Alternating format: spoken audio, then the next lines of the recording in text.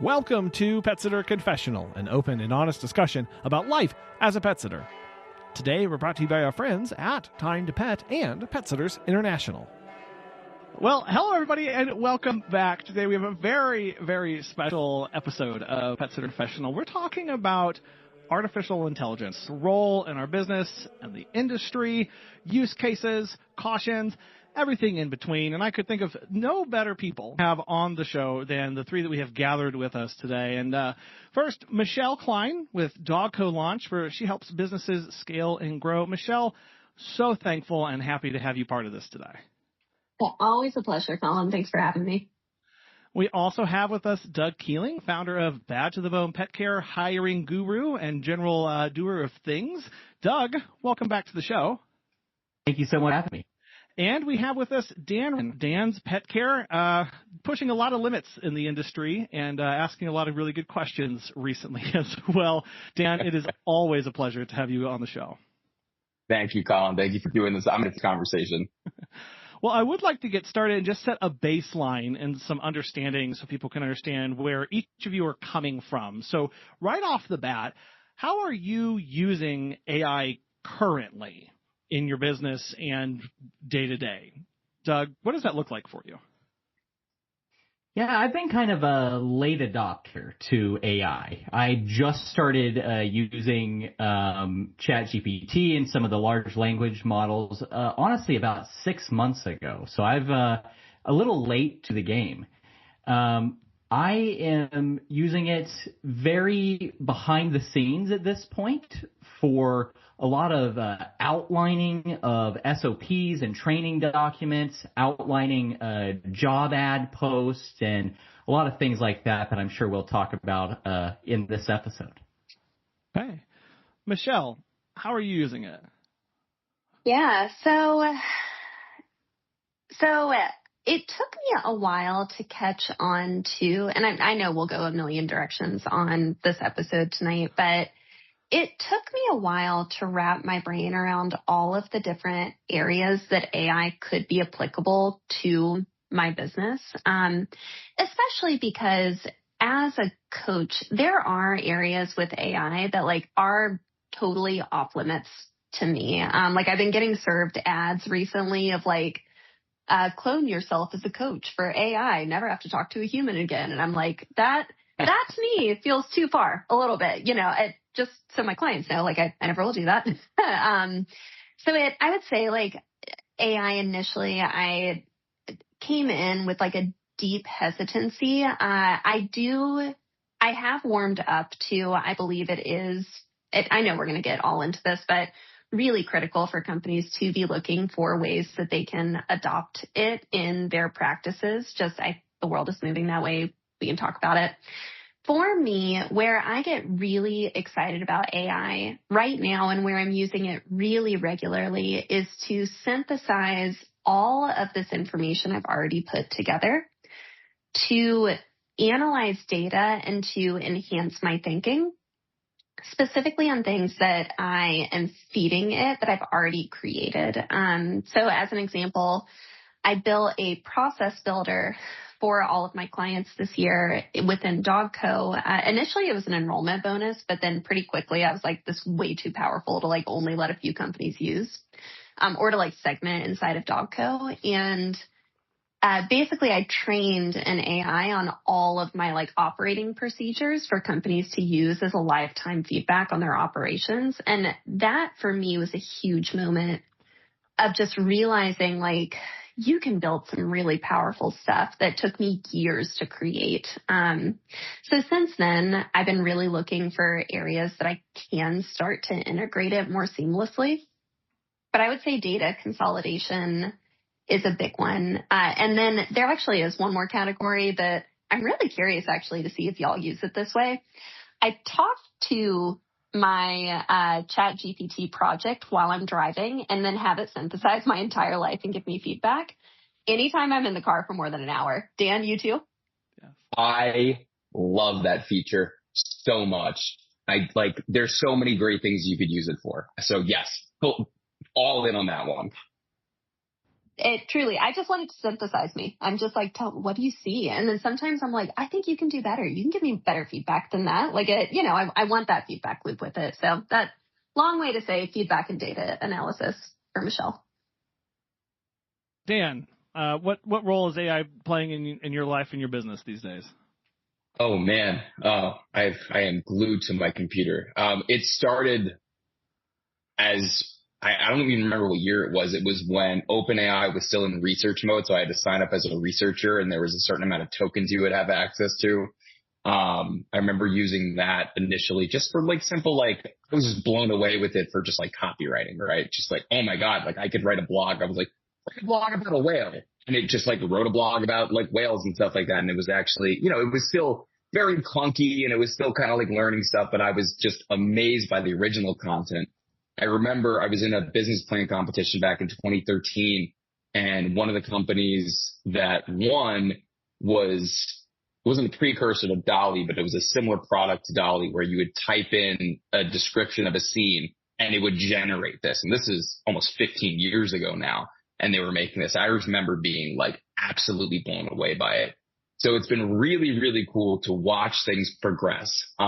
We use it as much as we can. Like I'm a big believer in technology replacing the actions that a person doesn't need to be doing. Whereas we can focus on the things that technology cannot do. So day to day, we use it at the daycare for tons of data analytics, tons of information breakdown. We do a lot of stuff with our report cards at scale, financial analysis, marketing performance. We just did a huge giveaway where we gave away, it ended up being originally it was like 68,000, but we've now given away $100,000 in free services with this giveaway. And so with that, I ended up getting about 900 people entering. And so to analyze and verify all that data used to take me weeks to do. I was able to throw it into Claude. I was able to pull information from, this place, that place, and actually verify each individual entrant. So there's a ton of stuff operations wise that we're doing day to day. I've been building out a ton of really cool tech to really analyze and manage the communication between my staff, my management team and my staff to see where are their coaching opportunities, where are their opportunities for feedback, what's their response time? Because we have 90 people out in the field. It's impossible for one person to go through 90 chats every single day and review and get this information together. So analyzing communications, flagging frustration by a client or an employee before it becomes a problem, identifying, again, like I said, coaching opportunities, streamlining the client onboarding, smarter employee training systems. Like, I don't know if you guys have been messing around with Claude, but I was the biggest fan of ChatGPT until I got onto Claude. And it is, the things you could build on there are just unbelievable. And I'm excited to talk about all that today. And just so the listeners can know kind of where I'm coming from, I wasn't quite as early as Dan is signing up as a developer or researcher, but very early on using it. And I think, Michelle, you hit on one of my favorite features is the driving and talking and having that back and forth, like conversation and pulling data from self and spending hours in the car. It's helped a lot of just thinking and trying to process through certain things.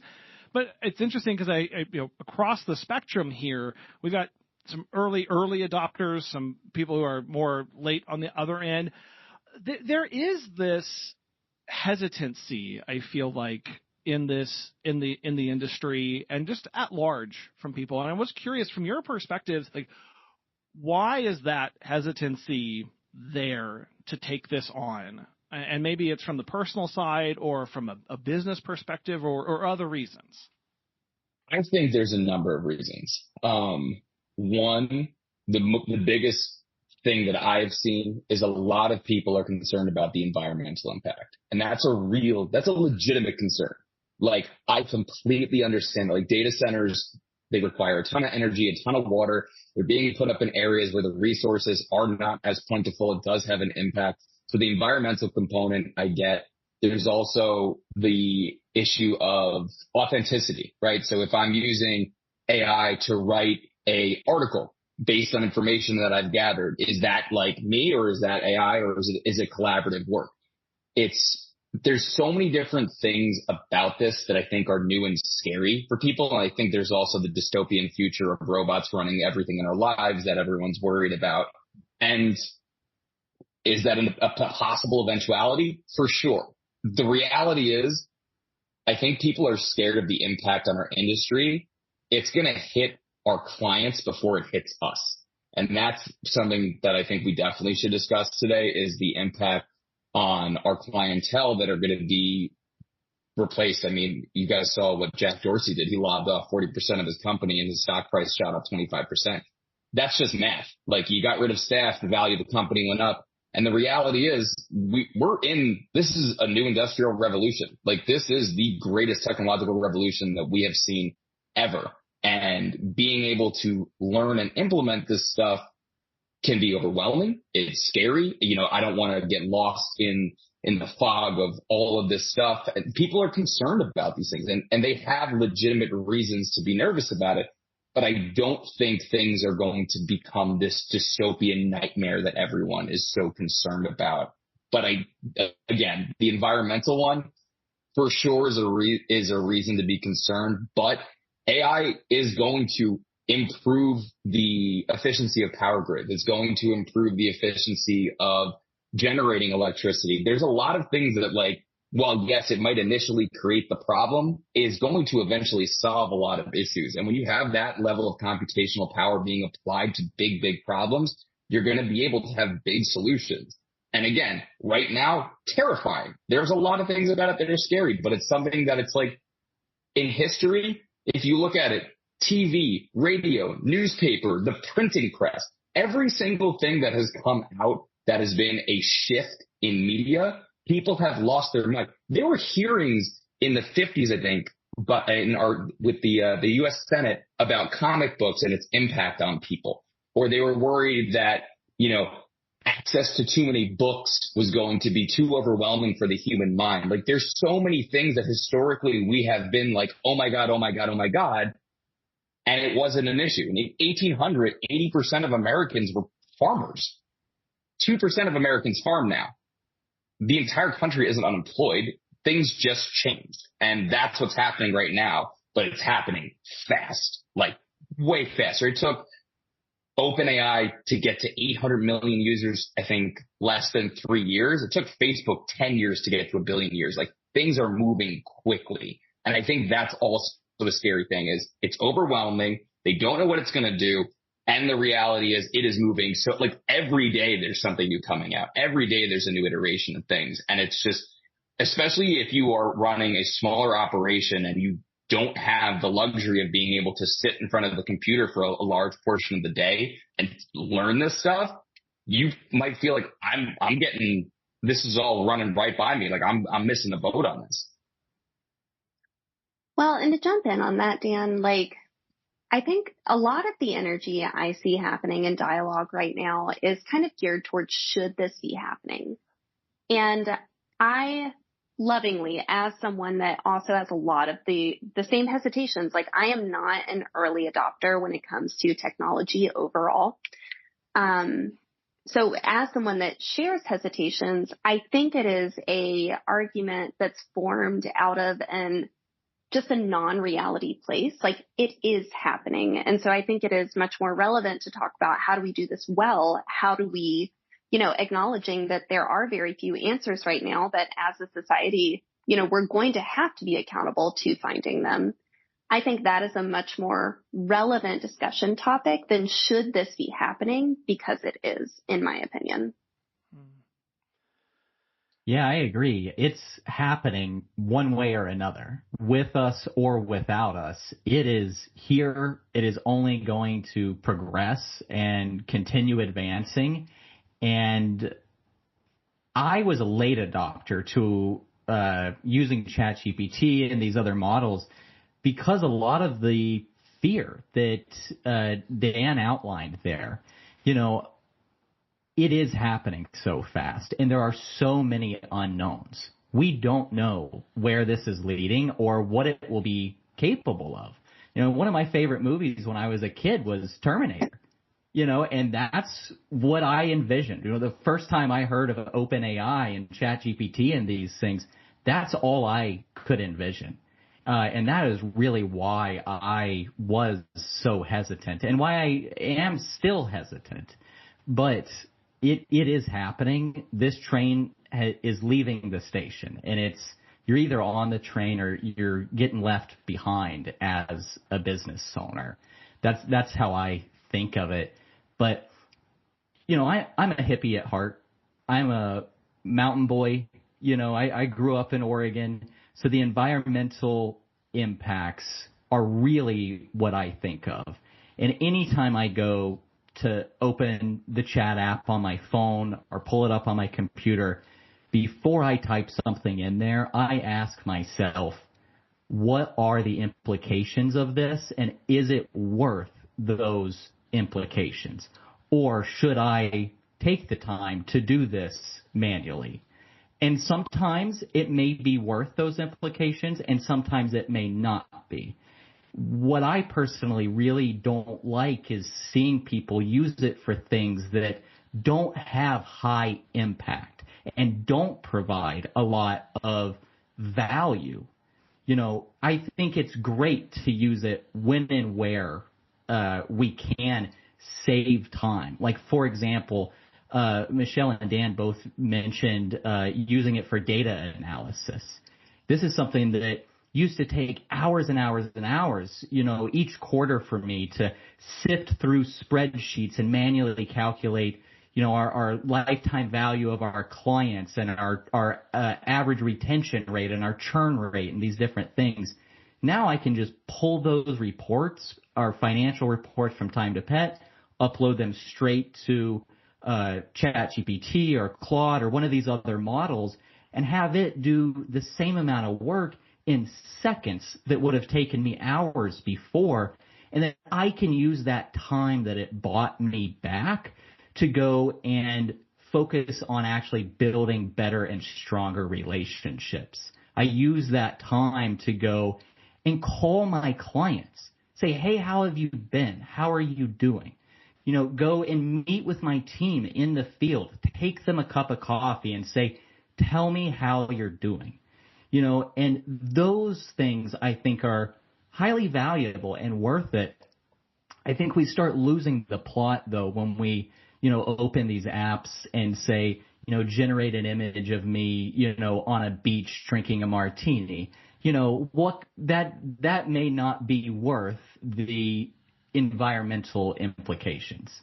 In I agree with that personal opinion. I also agree with that one. I really would like us to stop doing these viral trends on images, please. And it's really funny because that was one of the biggest pieces of pushback I saw, was not talking about like the use of it for being able to, because that's what I'm arguing for. I'm arguing for use this to buy back your time. Use this so you can do the things that a computer cannot do. Why would you spend time combing through? I just went through 4 years of chats from hundreds of employees, and I got an amazing breakdown of my manager's performance. That would have taken me months to do. I did it in 30 minutes. And it gave me great actionable stuff that I can give to my management team to improve my staff's performance, to improve their performance. And it's something that, again, I think a lot of people's perspectives on this come from a lack of understanding and a lack of just general knowledge of what AI can do, because all they're seeing in their feed, because if you're not looking at AI content all day long, your feed is your feed. So you're going to see like, oh, Becky put up a picture of her and her dog, and it's cute with them going for a walk because they were able to make it look like they're on Mars or something like that. Yes, that is a use case. I don't think that's if that literally just didn't exist, I would not care. That would have zero impact on my life. Now, for video, that's a different story, but it is still one of those things where I wish people, rather than being like, la, la, la, la, la, la, la, la, la, nope, nope, nope, nope, nope, at least look at it. Look and see what it can do, rather than just immediate. And like, look, if that's your opinion on it, that's totally fine. But like, I think the grow and improve as business owners is keeping an open mind. Like if I had the same mindset that I had 16 years ago, I wouldn't have my company. Doug, you and I had a conversation about this recently. I was an absolute monster when I first started my business. I've changed how I operate. I've changed my opinion on things. I've become more open to stuff. That's the big thing. I wish people would have more of an open mind to just learning about it. Like you don't have to use it, but like learn about what this can do and where it can go for you and your business. Well, I think part of that is how these were initially rolled out as image generators and copywriters. And that was the first exposure that a lot of business owners had to that. That was their interaction of, oh, this just makes photos and this just writes blogs. And there are a lot of moral and ethical concerns around those and copywriting and due diligence to artists and things like that. But I think what it sounds like part of this movement and shift away from is, hey, what other as a tool can this use? And just as an example, I recently pulled 3 years of data to do a regression on time to inactivity for clients. How long does it take on average for clients across segments to become inactive without active engagement? Something I could have never done before. And this gives a lot of insight into the operations of a business and how you can change things. And to hear that that's where you are all pushing this as well is a sign that, hey, you can use this for more than just those goofy pictures. And I think another aspect to this that I'm seeing and hearing of, as far as like back to that environmental impact, what is interesting about the shift in this is as the technology continues to advance at such a rapid rate, you get this more localized aspects and using local versions of AI running on phones or on laptops instead of data centers. Now, they might not be the best, biggest, hottest, amazing models, but from an environmental perspective, much more environmentally friendly and can still give you a lot of utility. And so there's a part of this in business to go, we can work to get there and we can use it appropriately in our businesses and ethically too, as we look to find these various use cases. Have you heard of Time to Pet? Chris-Ann from Raining Cats and Dogs has this to say. Becoming a Time to Pet client has been a game changer for us. We can give our pet services clients real-time, cloud-based information they never imagined they'd be interested in. And most importantly, to me personally, I can better manage my company and look forward to more. And not a small thing, Time to Pet is responsive to my requests for new features and modifications to existing ones. If you're looking for new pet sitting software, give Time to Pet a try. Listeners of our show will save 50% off your first 3 months by visiting timetopet.com/confessional. There's also a weird double standard that I feel. Like my favorite is everybody complaining about this while they type it from their iPhone that is made from minerals that are mined from the earth by slave labor. Get rid of their iPhone. Automobiles consume 16%, responsible for 16% of global emissions. AI is 0.5. No one's going back to horses. You know what I mean? There's so many things. Or microplastic. Plastic at the bottom of the Mariana Trench. It's in our brains. It's in breast milk. We're not getting rid of plastic. I find it very interesting, the stances that people take. Like I legitimately find it intriguing. Like what's the hill people are willing to die on, and what's the popular opinion that I'm going to stand behind. And I do find it interesting that, we still drive cars, like the people who are arguing against AI aren't, as far as running fully off the grid, like you're on the internet, you're using a data center, you're most likely using Google. All this stuff has been using data centers, has been consuming power. And yes, AI for sure consumes more power. I just find it very interesting that, again, it's solely about this one topic instead of there are other massively problematic things in the world that we deal with. I don't disagree. No, I think that raises a really interesting question on, what do we draw a stand on? What does it take as a business to operate in a contextually relevant environment? It the hypocrisy in all of the different actions, many of which I'm sure within causes I choose to care about and causes where I'm like, yeah, it's fine. We'll figure that out in a decade. It's a nuanced conversation. And I really think that was the driver of the four of us wanting to have this, is because it isn't simple. It's complex, it's heated, it's difficult. I remember listening to a podcast when OpenAI first really came out, where they said, should this have happened? I don't know. It has. We adapt. I just think that summed it up really well, Dan. There is nuance, and there's a depth to the conversation we're having, which is why I think it's so important to have. Yeah, absolutely. And I think my opinion about it is pretty clear. I'm a big fan of it. I'm also a big proponent. AI should never make care decisions about a living animal. It should never replace a physical caregiver. It should never be the replacement for what we do.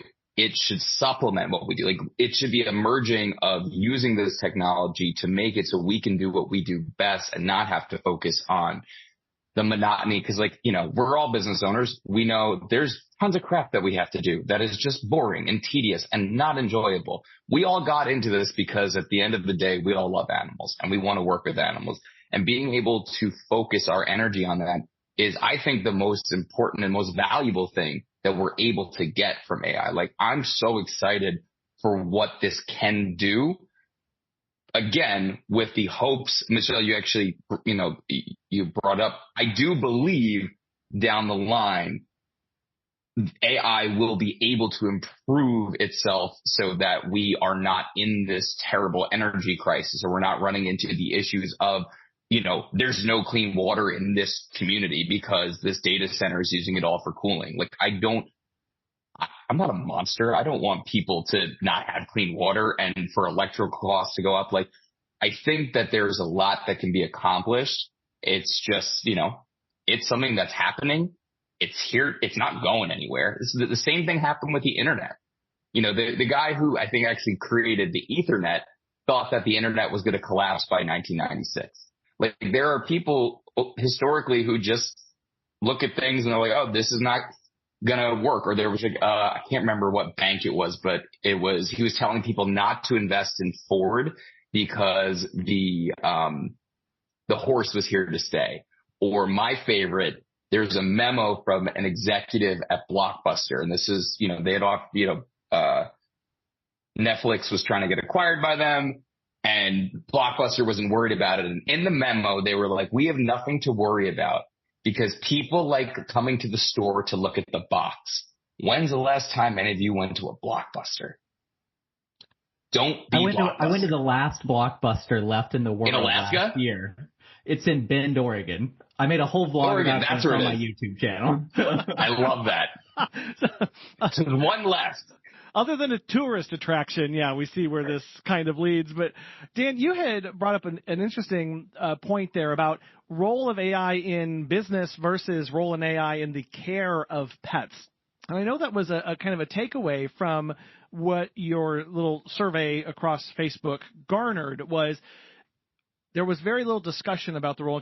So is there a role in caring for pets and in the care that we provide?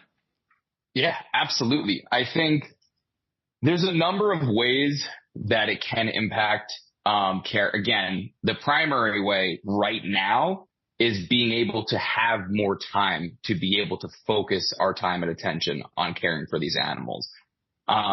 In terms of making sure you've got really good notes for your staff, making sure that you have good analysis of the staff interactions to give that feedback. So if you have an employee who is running into an issue with a behavioral issue with a dog, and you see the back and forth conversation between them and your management team, and you're like, okay, I can give feedback on this, but if I'm doing this at scale with hundreds or thousands of employees, being able to manage and monitor that information and give that feedback in real time of hey, you should attempt this, you should attempt that. Again, the goal isn't to replace the physical interaction. The goal is to supplement and support the people who are doing the care.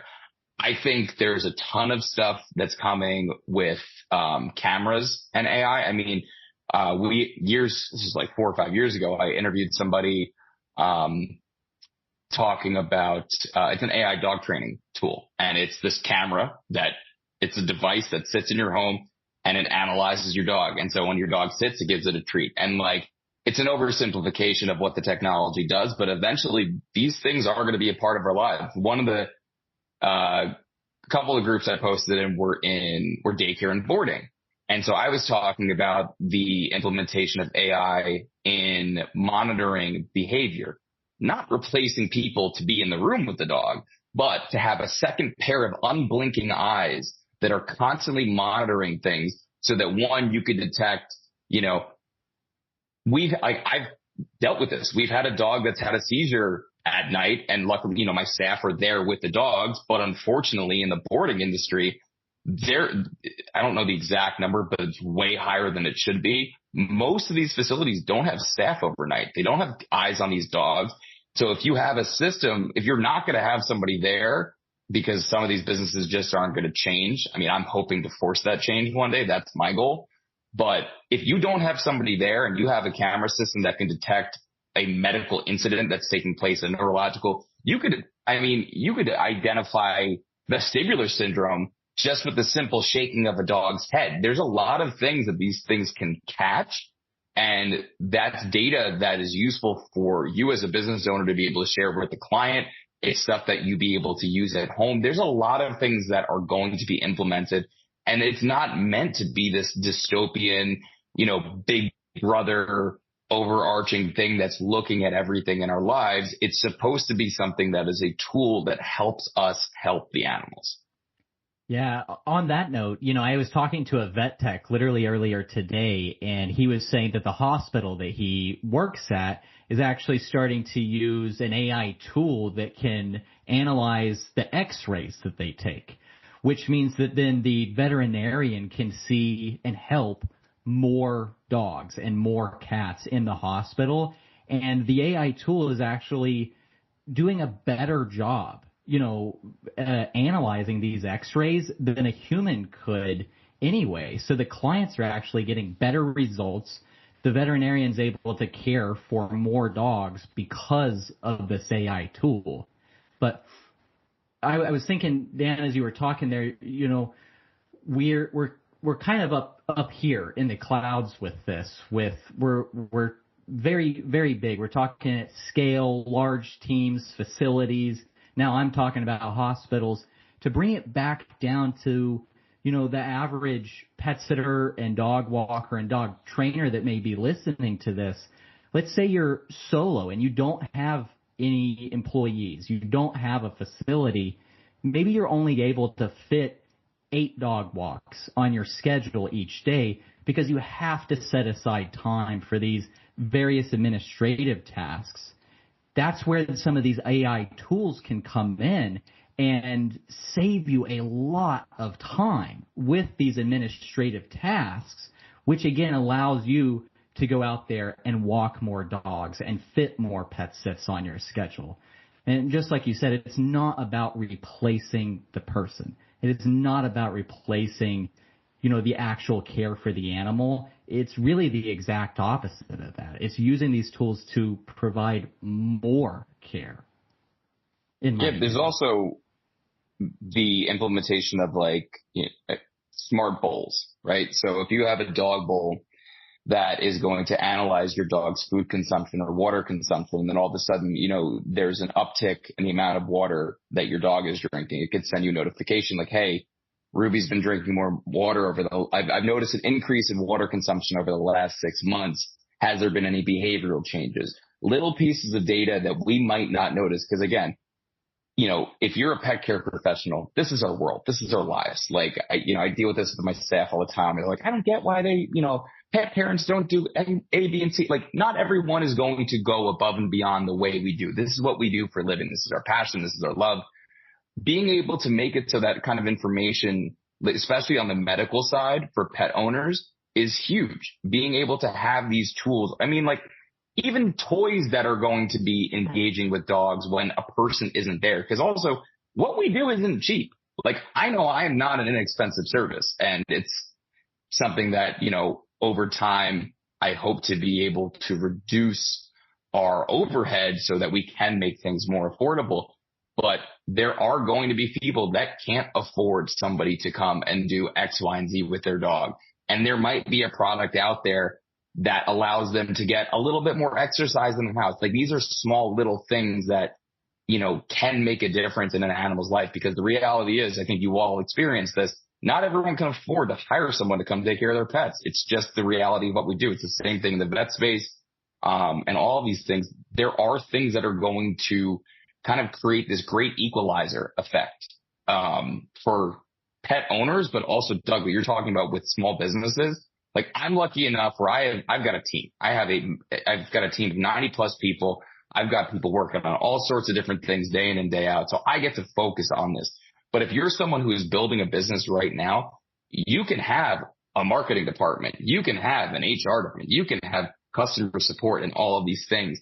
And people might, balk at the idea of, AI helping to manage your customer service. But Doug, like you're saying, somebody being able to spend their time focusing on the animals and letting these systems fill in where you are not able to be there makes a big, big difference. And it's something that I think, people should not be ashamed of utilizing. I also think that it's the squeaky wheel gets the grease. There's a lot of people that are vocal. It's not the majority of people. Like, I sampled a statistically relevant small group of people. It was like about 250 people, but I think there's a lot of people that are interested and are kind of on the fence about it because you see these wild reactions that people have to the utilization of it.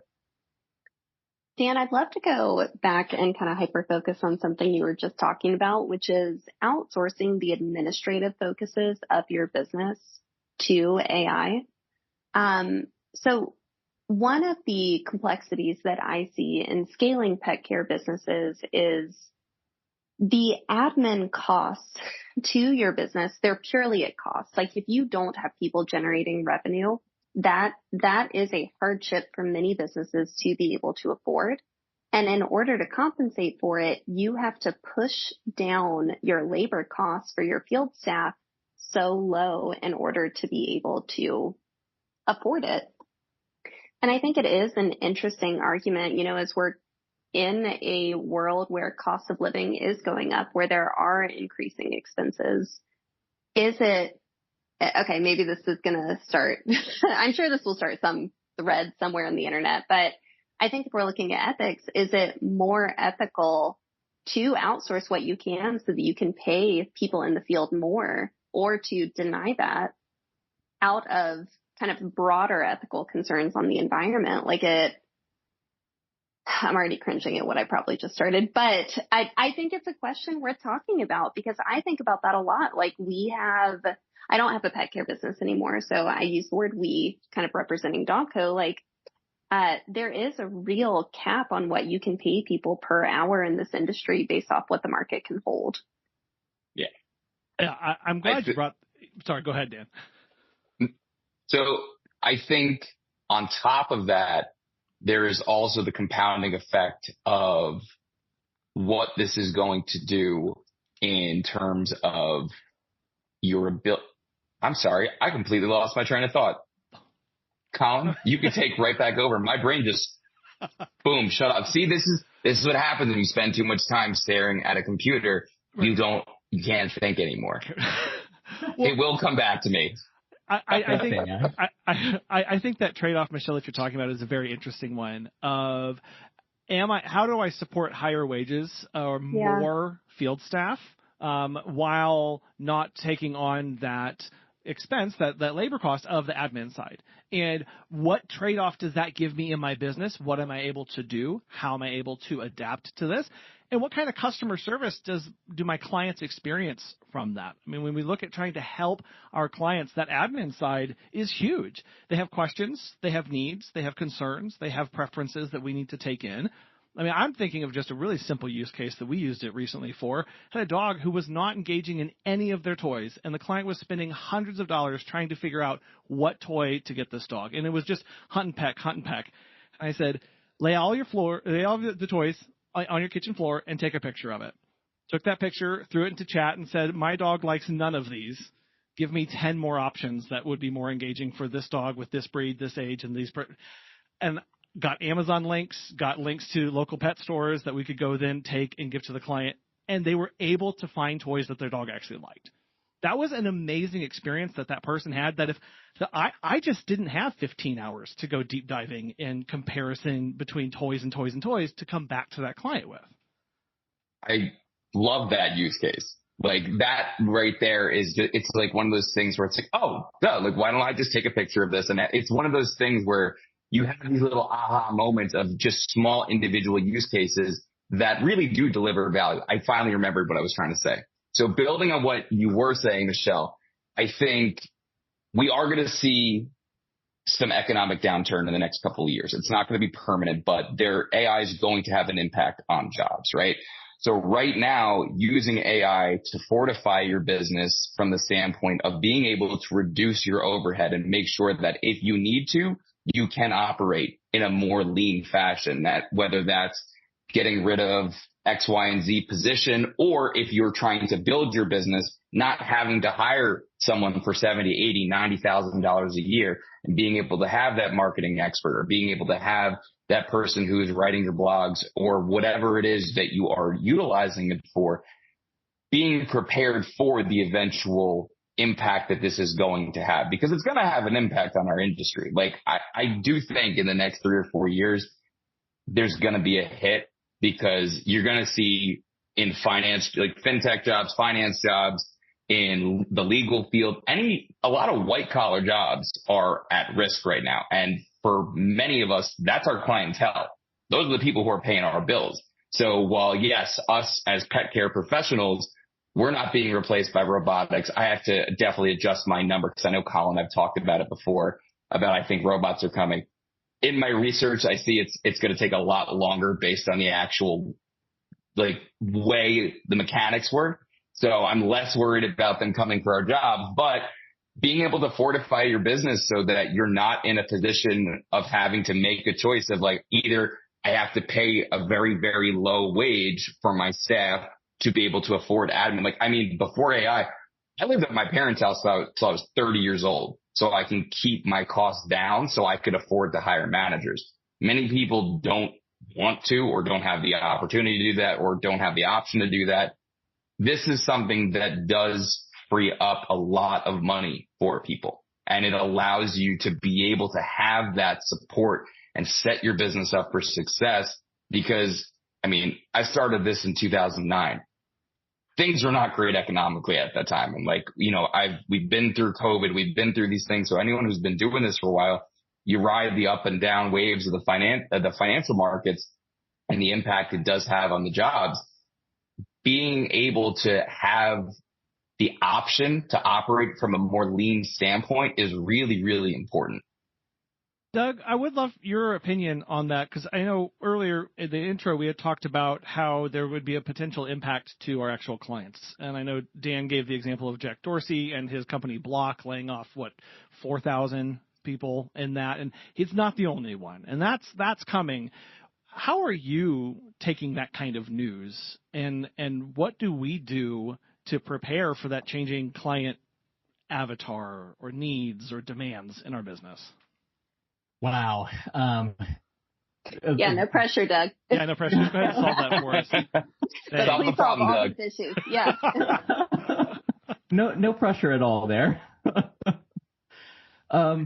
I do think it's going to require an open mind, from all small business owners, especially with the type of industry that we're in, that we may need to think about changing our ideal client avatar. We may need to think about changing the way that we operate, the way that we do scheduling, the way that we do route planning. And a lot of these tools can help us do those things. But this again was one of the big reasons that I was a late adopter to a lot of these AI tools. Is I immediately, when OpenAI released chat in, 23, I immediately thought this is going to ruin the job market.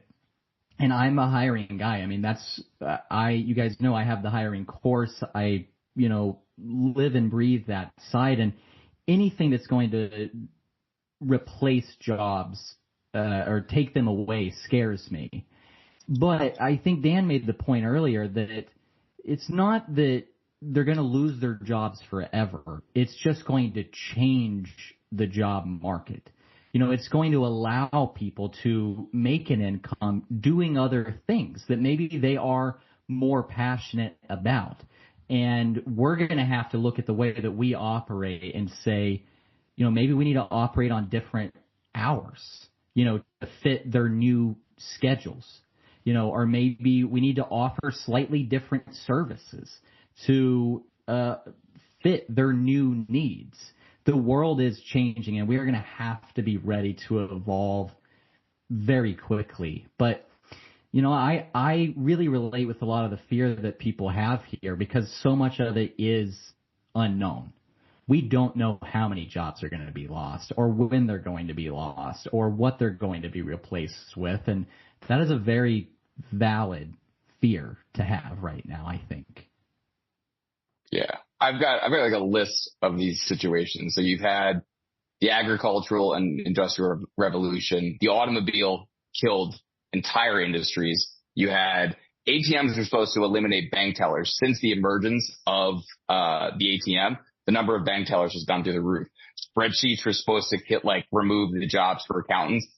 The demand for financial analysts is through the roof. E-com is supposed to kill retail jobs. It created 1.5 million jobs. Like there's all these things where there's these fears, but there's new things that are coming, and AI is going to create new jobs. It's not, who knows where it eventually goes because, I don't know if you guys have had the experience or know people who have had the experience of working with OpenClaw and these agents and letting it kind of run loose on things. I have a buddy who is very, very way more well-versed in tech than I am.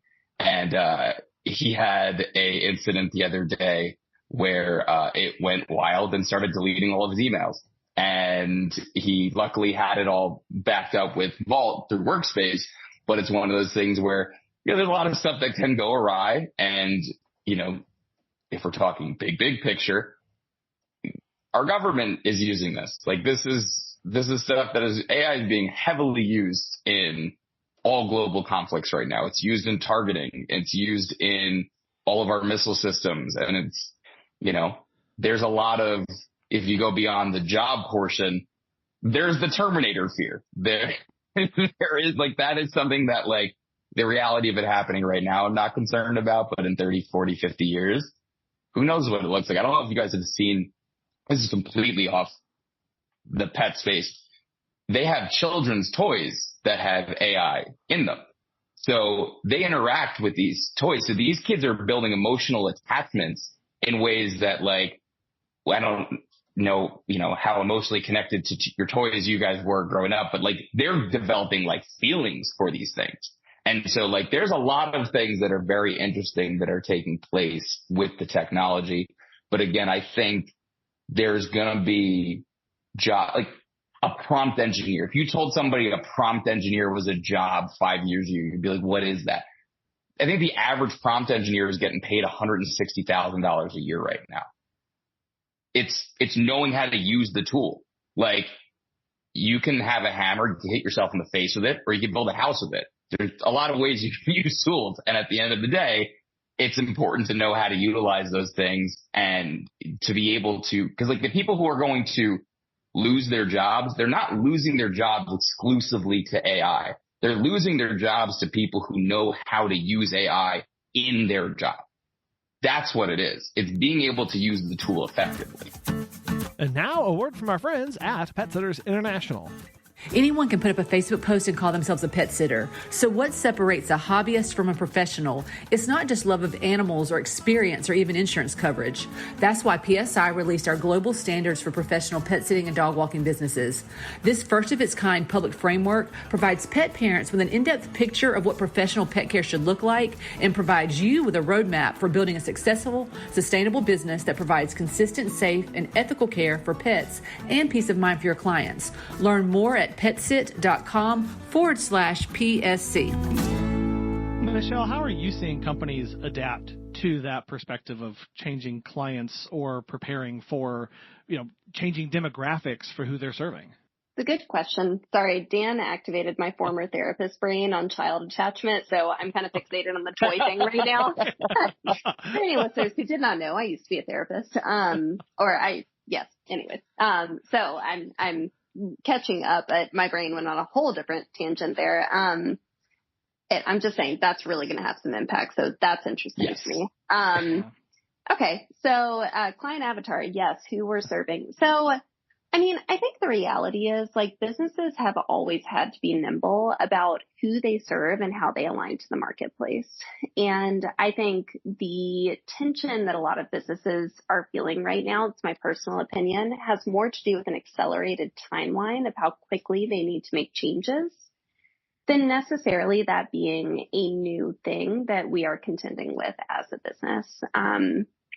One thing I kept coming back to I don't remember if it was Dan or Colin, a point one of you were making was business has always been a fundamental tension between risk and reward, always. And I think that is still the reality. We're just in kind of an accelerated season of that, Dan keeps bringing up different things that have happened historically that accelerate timelines, like Industrial Revolution and the internet and different things like that. And I think this is an example of one that maybe is moving at an even more accelerated pace. I would say, if someone was alive through all these transitions, most likely every single one is accelerated to an extent.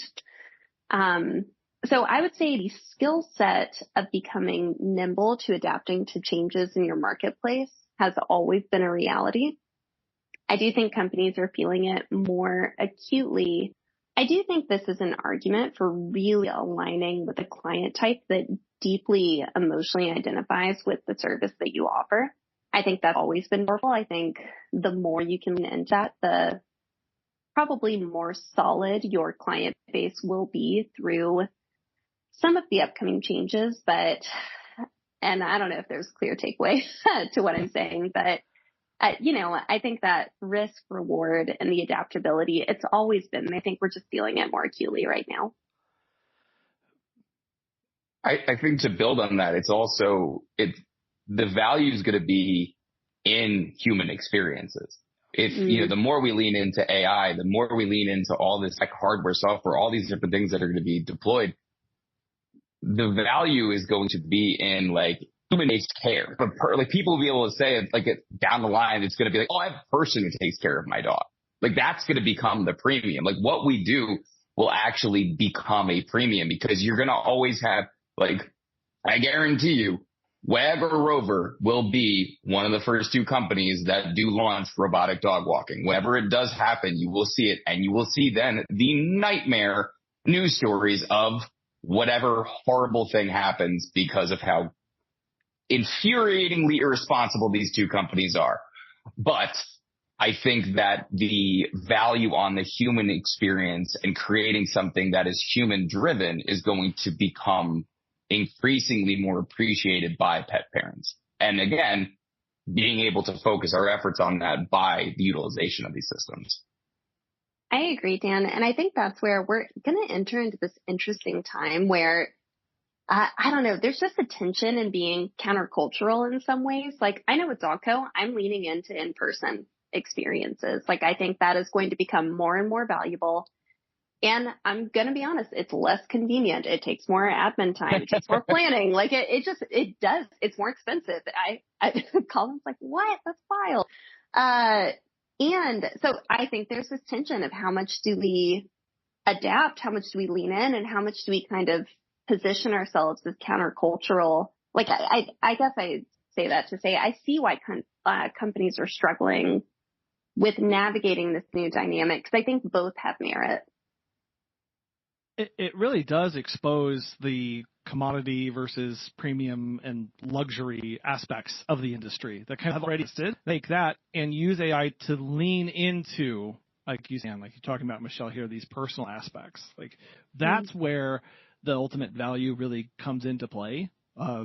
Everybody listening to this podcast and all of you, not a single one of you got into this because I did. I love spreadsheets. Yeah. Sorry. Oh, okay, I was kidding. Never mind. Okay, bye, Dan. Bye, Michelle. Doug, you're the only one. Me and Michelle thought we were funny, so. And look what happened to that. There's no jokes on the show. I think it's a really good opportunity to rediscover the aspects of the business that we loved in the very first place. I think that that's really what we're getting at here, and we're seeing that this is a lot of the opportunity that we can unlock of, right, this is it. Like, this is it. This is why I want to talk to my clients. This is why I want to serve my pets. This is why I want to do this, not sit behind a screen doing invoicing or analyzing my data, which is all important stuff. But what can I do more? I think this is what's really exciting. And I've barely scraped the surface so far, and I've already got enough time back where, like I said earlier, I'm able to call clients and say, how are you doing? Tell me about your dog. Call my team members, go meet them out in the field, and focus on the actual relationships that we are building with our teams, with our community, with our client. That is what is really exciting about us, and I think is what will set us apart. Like Dan and Michelle just said there, that it's really going to be the differentiator when we can use this time to provide more of these instant, high-quality relationship-building experiences, because these AI tools have an we do.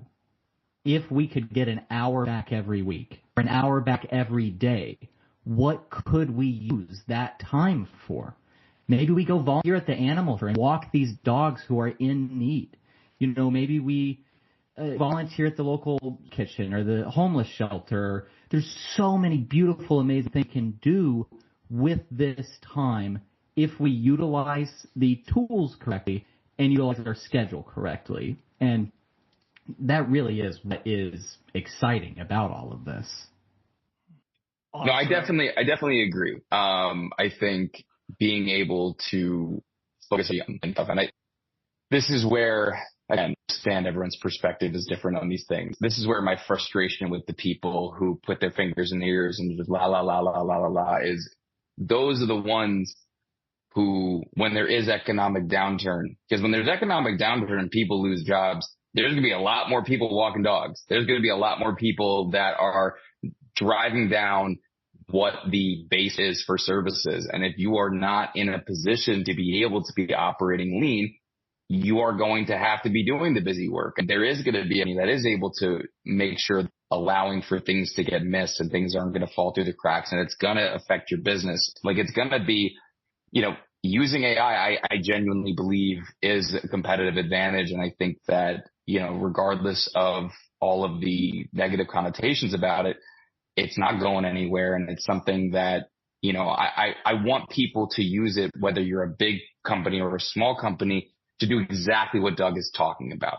So you can have the time to do whatever it is that is a positive impact on. So if you wanted to use AI and then go out and spend those 3 hours freeze, like, that's something that you can do. That's something that's going to have a permanent effect. There are things that can be done that don't just have to be involving your business, but it's something that I worry for the people who just refuse to have an open mind to these things, because they will get left behind, I think, eventually. And there is going to come a time where it is, not to be doom and gloom, but it will be too late for some companies. There will always be companies that can operate this way, but like, things are changing in a much, much, much faster way than they ever used to.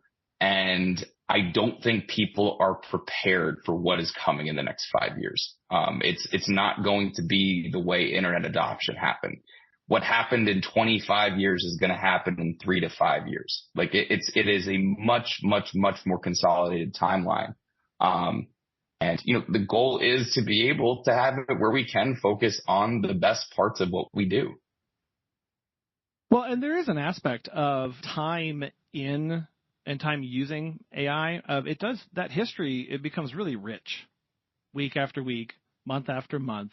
That becomes something that is really a valuable asset to you as the business, as a person, months and years down the line. And so there is this kind of start using it now, and we see this a lot right now. Hey, how has this changed over this long tail of information and data that now we can pull in and through into our business really gives you an edge too of those who are using it long term. They've developed those habits, they've developed those skills, they've developed that knowledge, which then sets up as the things change even faster, that just up a little bit more and better able to take that next step as it continues to change as well.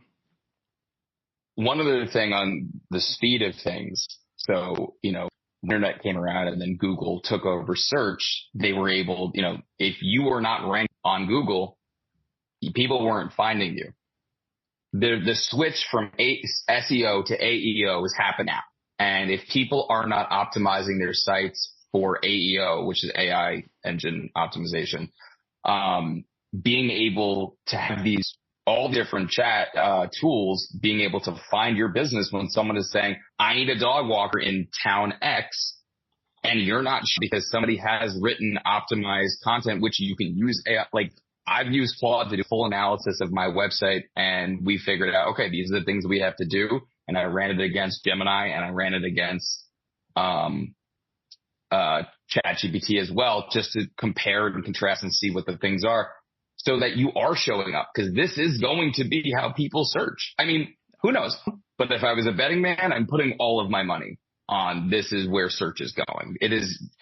Google is going to be different. Like, I don't know if you've seen it, but they more of the AI search, and it's no longer your list of 10 links.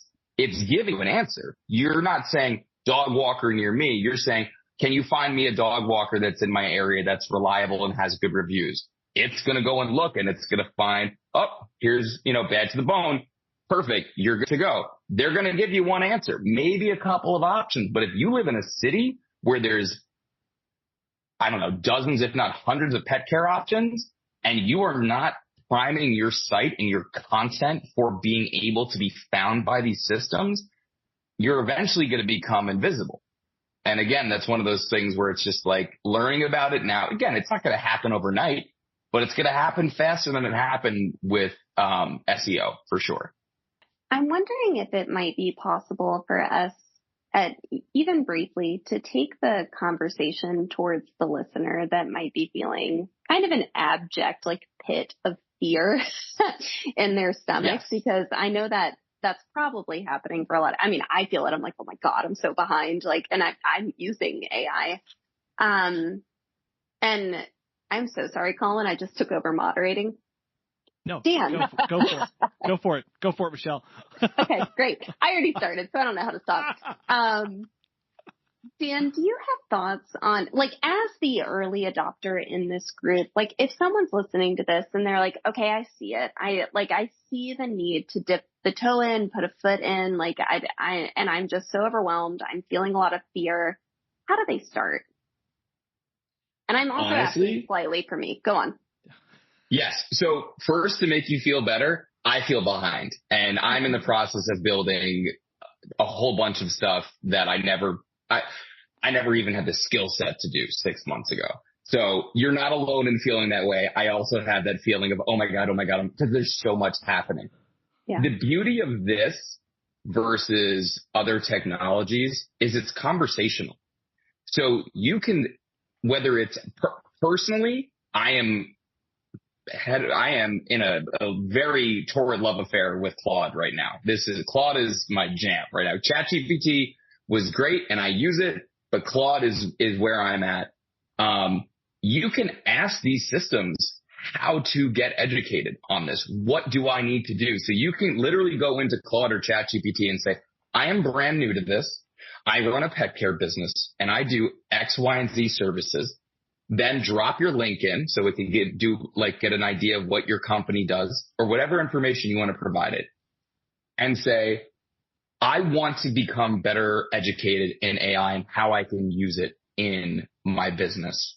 What are the steps I need to take? You need to think of this like having the smartest person you've ever met available in your pocket at all times. And yes, sometimes it's going to say some dumb nonsense, so you've got to be able to make sure you read through things, but use the tool itself to educate yourself. Like the other night, I had no idea how to code something that I was working on. And I literally went through step by step. And I think everyone has the multi-monitor set up. So I had Claude here, ChatGPT here, and I had, Terminal open here. And I was doing coding that I've never done before. And I was like, I have no idea how to do this. And if you have concerns, security especially in agentic coding, if you're making agents and doing OpenClaw, also, if you're doing OpenClaw, anything with an agent, please make sure you are not just installing it on your personal device if you do not know what you're doing. Get either an external piece of hardware or utilize a cloud server. You want to have it where it does it, because it can just destroy your computer. Like it can absolutely delete stuff. Using the tool itself as a resource to educate yourself is the best way to do it. So you could download Claude, you could download ChatGPT, and you say, hey, I'm new to this and I want to learn, and literally ask it the question. So like the other night I was having concerns about, because for me, using AI, it's something that is very, it can be a little dicey in terms of what it can and can't do, but also you got to be mindful of the security threats, right? So if you're running client information through there, one of the big things for me is analyzing all of our client communication. I had no idea about the level of security and the systems that can be utilized to encrypt and hide client data. So there's software there's code that I can use that will identify credit cards, home addresses, this, and this. And I could use it on a local device that only I have access to clear that data out before I feed it into these systems. I had no idea how to do that. I didn't even know it existed. But again, like Michelle, like you were saying, you love using it for the conversational piece of being able to go back and forth with it. And that's the best way to do it. Like you could do I've done it on a long car ride where I realized I needed to update my FAQ. I was like asking me a million questions about a dog boarding business and a doggy daycare business. And we just went back and forth. But like the best way to do it is you got to jump in. You're not going to break anything unless you connect it. Like before you connect it to anything, mess around with it, ask it questions, but you're not going to break anything unless you give it access to things. And that means you've logged in to your email, your calendar, and other things through these devices. Just because you download it and set up an account does not mean this thing automatically has access to your computer. Like I use the Claude Chrome extension that I find infuriating right now. Sometimes it's just like, I have to start doing something. I'm like, nope, immediately get off of there. So like there are things where you can't just like start it and walk away, especially when you're first starting to mess with these systems. But using it to just say, I need to learn how to do X, Y, and Z, or I have questions about X, Y, and Z, it's going to give you great resources. Also, a fantastic AI that my brother sent me for research is called Elicit.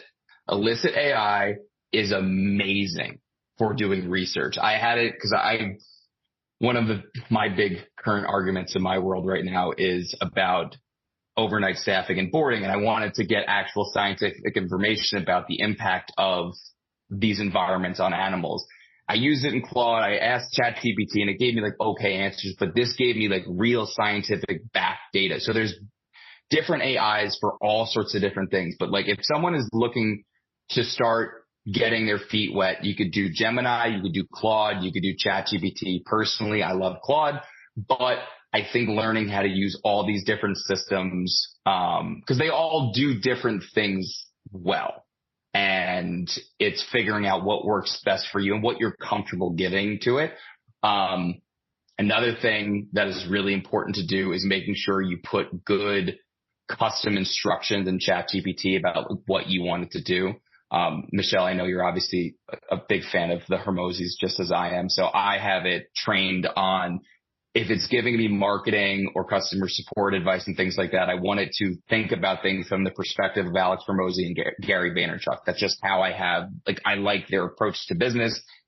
There are things that you can do. So there's so much that you can use this to learn. And if anyone has questions, feel free, DM me if you aren't sure of what to do. But the best thing you can do is just start playing with it. Just get on there and just start asking it questions. Don't worry, it's not going to take over your house and start turning the lights off and things like that. If you have a smart home, eventually that's possible. But for right now, you're fine. Well, I just gave OpenClaw my debit card and said, make me a millionaire. So I'll let you guys know. Keep talking. Sorry. There's some people that have done very well with trading. There's also some people who have woken up to a bill of $30,000 because of tokens, and they don't understand what they're doing. Sorry, Doug, just for everyone listening, that also won't just happen. It's not it'll bill you, if you're paying, it'll bill you a monthly rate. What we're talking about is much more in depth than what you need to be doing to get your feet wet. Right. While we're on the subject of money and finances with AI, one really great use case is asking it for coupon codes. I used to go Google, what's the Vistaprint coupon code? Now I can go and I ask AI and I find much better coupon codes than I was ever able to find on Google before. So maybe that's a good way for everyone to get started at home and save a couple dollars. Dan, I just made a note to look at Elicit for research. I'm going to look at that when we get off of this call. I'll send you a code that gives you a free year. Actually, I could give it's a weird code. It's ULAVALCA, and it gives you a year of the plus mode for free. Cool. So it's not my code. It's a code that was sent to me from somebody else. Question about that, because this is why I love these conversations, because there's all these new use cases. Do you find that the codes were better than things like Honey and the Chrome extensions that are used for the coupon coding? That has been my experience so far. Yeah. This has opened a whole new world for me. I love coupon codes. Yeah. Just to take this back to Michelle's question and speak to the listener at home who may be feeling a lot of fear and maybe feeling behind, or whatever feeling you're having about this conversation and AI and everything happening in the world. I want you to know that you are not alone. I have a lot of these fears. So many people have these fears, and you are not alone. So let's start with that. And these feelings are very valid because there are so many unknowns, and it is evolving so quickly. So know that you're not alone. Feel validated in your feelings. But as I said earlier, the train is leaving the station, and you have to make a decision. Are you on the train or not? And what does that mean for you and your business if you're not getting on that train? That's going to look different for each individual and for each person. And that is going to be a very personal decision that each and every one of us is going to have to make very, very soon. I also want you to know that there are ways to mitigate some of the impacts, the negative impacts that are happening on our environment and on our society.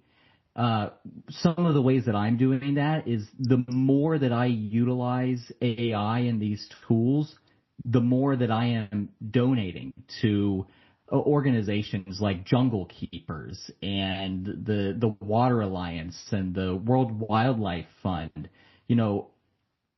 I am being much more conscious about those types of things than I ever was before as I use AI more, really to help try to mitigate some of these negative impacts that may be happening.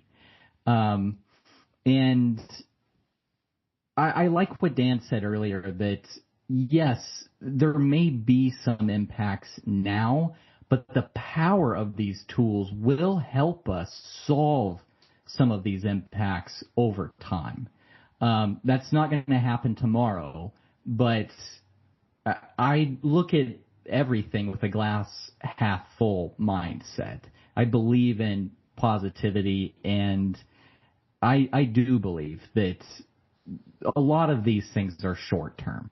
You know, we'll find a way to make this really beneficial for the world and for the people that it may be negatively impacting. That's another thing that I really wanted to mention in this discussion here that I think is not discussed enough, is that lower income communities, specifically communities of minorities and people of color, they are going to be impacted negatively because of these data centers more than a lot of other groups. And we need to be very conscious of that.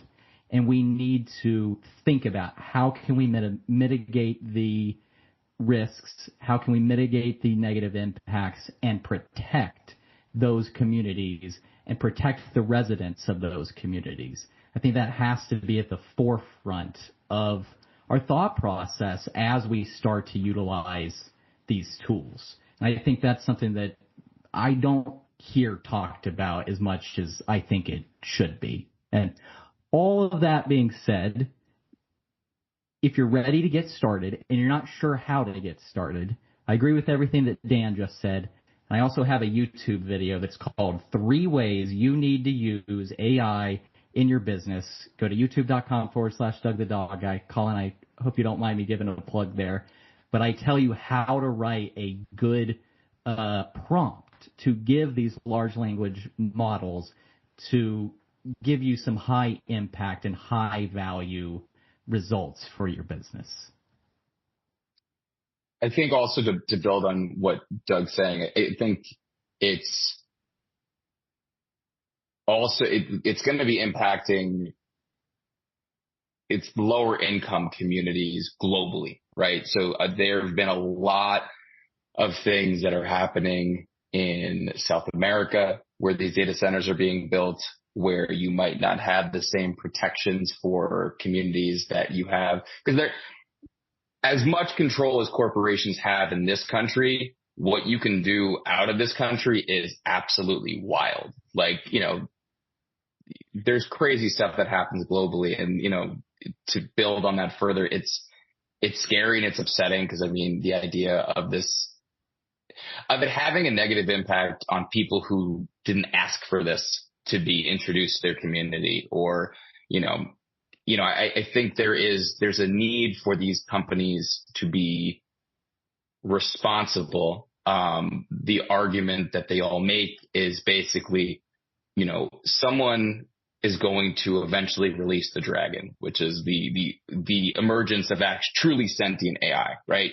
And so they're all in a race to get there, and they believe that they are the right ones to be at the helm of that ship. And, Silicon Valley's always had this, break things, move fast mentality. But with this kind of stuff, it is moving so quickly. Personally, out of all the leadership, the one who sketches me out the most is Sam Altman. Which is probably not great to name him because it's going to script the internet anyways. But, I think that it is a achieve the goal at all cost mindset that leads to tremendous success. And I think that's great in some aspects. But like you're saying, the impact on communities that are are of a lower financial situation, it's scary, and it's something that is upsetting, and it's something that, I like what you're saying, like the more you use it, the more you want to contribute to these organizations, the more you want to support these kinds of things. I think that's a great take on this, is being, if you're going to be using it, figure out a way to offset it. And I mean, like, simply put, for the business, by being able to optimize routes, you're reducing gas expenditure, which is one, helping your staff, but having a more positive environmental impact of less emissions being created by the driving. Because that is a thing that our industry is responsible for, is more driving in general. Is, we have however many employees out in the field every day. We're not talking about environmental impact, and it is more driving, and it is a lot, same thing with Uber and all these other things. There's a lot more people on the road doing gig work. So the more that you could optimize routes and things like that, the better, the more you could reduce the environmental impact of the work we do. Because our work does have an environmental impact for sure. Yeah. And I think, Dan, that's where I know I keep using the word nuance, but like, my encouragement to people listening to get involved in the conversation, to look at it from all the different angles, and then at the end of the day, to find conviction in where you personally stand in it. I'm not a believer of shoulds. I'm not a believer of like fear-based decision making. I think if you have looked at it from all the angles, you've gotten involved in the dialogue, I just find it, there will be impact in your business. I do believe if you choose to operate outside of these evolving tools that we do have access to now. But at the end of the day, I think where you personally land with your conviction on whichever side it is ultimately what matters. And I think there's argument for both sides of it, acknowledging that it's here and it is changing the landscape. I want to thank every single one of you for coming on the show and having this pretty difficult conversation around a topic that is rapidly changing, that's having massive impacts, not just to our business, to our team, to our clients, but our communities and the globe at large. So it seems like an almost impossibly large conversation to have, but we're going to keep having it, and it's going to continue to have an impact, and it's very important to us. So this is not the last time that we're going to be talking about this. That is for darn sure. But again, I want to thank every single one of you for coming on, taking your time and your expertise to share with us and encourage us in this. Doug, for those who are interested in, again, checking out your YouTube channel and following along with the stuff that you do, where should they go? Yeah, thank you so much for having me on, Colin. This was a wonderful conversation. I couldn't imagine better people to have this conversation with. I feel very grateful to get to be here and talk about things like this with each of you. And if anyone would like to get in touch with me, you can look up Doug the Dog Guy on YouTube or Instagram, and I'd love to hear from you. Dan, where can people get connected with you? Chances are I've friended you on Facebook at some point in the past 16 years if you're in the pet space. So honestly, anybody could find me on Instagram, Facebook, LinkedIn. Feel free to DM me. I get DMs fairly regularly. I'm not a coach. I'm not a consultant. I don't do any of these things. But if you have a question, I'm happy to answer it. Colin, thank you for doing this. And honestly, to all three of you, as somebody who personally is not doing anything to add value to the pet care space, I want to thank each of you for what you do, because things started, and what you each provide this space is raising the bar for our industry as a whole. And I think you've all taken a really solid approach to the way you're doing the things that you're doing. And I think you're adding a lot of value for a lot of people. And at the end of the day, that is what makes me the happiest, because I know it's improving the lives of animals. So to the three of you, thank you for the work that you do. And thank you for having me and my crazy thoughts on to partake in this conversation. Anytime, Dan, you know that. Michelle, where can people get connected? Yeah, so I would say the best place is either the Dogco Secrets podcast or my free Facebook group, Grow Your Daily Dog Walking Business with Dogco Launch. So either place would be a great place to get connected. Awesome. Well, I will have all of those links. We covered a lot of topics. There are going to be some articles and some direct links to some of the tools and the AI agents that we discussed throughout the episode are going to be in the show notes. Thank you all very much for coming on the show. Appreciate every single one of you. Thank you again. I think my biggest takeaway from the roundtable on AI with Doug, Michelle, and Dan was that while the opinions on AI and its use and utility are varied, and as many as the days are long, one truth remains. We, as the business owner, we are the ones who decide what the shoulds and coulds are. Should we use AI? Could we use AI? Those are questions that every single one of us have to wrestle through and think through the implications for how it's going to impact us, our business, those around us, the communities, the environment, and everything in between. Rarely are business decisions made in a vacuum, and this couldn't be more true than talking about artificial intelligence. As we look to understand the environmental concerns, but also as we look to see the benefits that can come through the automations, the client experience, or operations as a business, and what gives that back to us, the time and finances that affords us now, we have to decide what that decision is for us. You have to do that in your business. And we would absolutely love your opinion on this, one way or the other. Are you using it in your business? Do you think it should not be used? What limitations or parameters are you placing on its use in your business if you are now? Or things that we didn't talk about or should be considering as we move forward? This is an ever-evolving conversation as the capabilities expand and increase every single day, it seems like. Be part of the conversation. You can send that feedback to us at petsitterconfessional@gmail.com or hit us up on Facebook and Instagram at petsitterconfessional. Again, we would love to know your thoughts. We'd like to thank our sponsors today, Time to Pet and Pet Sitters International, for making this show possible. And also, we'd really like to thank you so much for listening. Thank you for being part of the industry and all that you do. We'll talk to you next time. Bye.